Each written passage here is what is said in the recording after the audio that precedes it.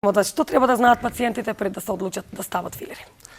Пред се, пациентите треба да бидат запознаени за несаканите ефекти од филерите, да знаат дека тоа е должност на докторот, но и искрено да бидат запознаени со очекувањата од таа промена.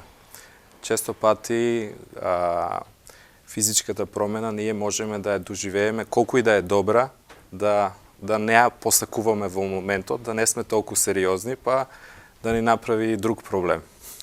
Затоа должност на докторот кој што ги аплицира е да го запознае пациентот добро пред се со несаканите ефекти, да го запознае со целиот процес на аплицирање, значи кога ќе влезе, колку време треба да стои анестетикот и така натаму, и на крај да го запознае со крајниот резултат и дали со тој резултат пациентот ќе биде задоволен. Така. На колку време треба да се повторува процедурата за да се одржи посакуваниот резултат? Зависи од самиот пациент, од типот на филер и каде се аплицира. Значи, сите пациенти не се исти. Знаеме дека филерите содржат хиалуронска киселина. Хиалуронската киселина ја има во нашето тело. Значи, тоа е природен продукт, се произведува во нас. Така. И исто така имаме ензим хиалуронидаза, кој се создава пак во нашето тело, што ја разградува хиалуронската киселина. Сега,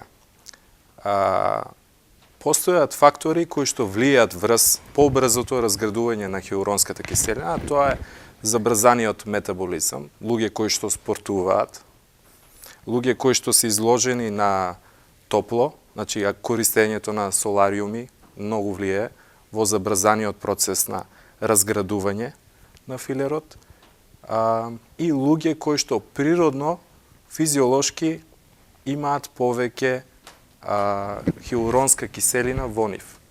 Значи, ако се создава повеќе хиалуронска киселина, ќе имате повеќе ензим што ќе го разградува и со тоа филерот побрзо ќе се распадне на некој начин. Сега, јас сум имал пациенти кои што и покрај тоа, ако аплицираат и фирмата гарантира дека филерот ќе трае 6 месеци, филерот може да трае и 2 и 3 години, што значи почести се тие пациенти што имаат ефект подолго време, него ли овие што за кратко време го снемува филерот. Така. Дали има некоја група на луѓе што не треба или ете што не смеат да аплицираат филери? Постојат и тие пациенти, значи Кои се тие? луѓе кои што имаат автоимуни болести, луѓе кои што имаат карциноми, луѓе кои што имаат акутна состојба која акутна болест, нормално дека не треба да аплицираат, иако добар дел од денешната пракса гледам, бидејќи не се сите лекари што ги стават филерите,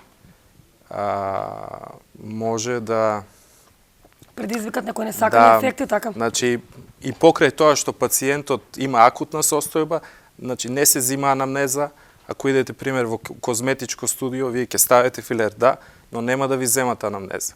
Или анатомијата на лице, многу битна работа е, значи пред да дојде пациентот, добро да се испита, дали е алергичен на лекови, да се земе, практично е преглед. Се зима анамнеза и потоа се продолжува со процедурата. Прва работа што е да биде безбедна процедура, че безбедноста е на прво ниво, а потоа идат сите тие естетски бенефити кои што сакаме да ги постигнеме.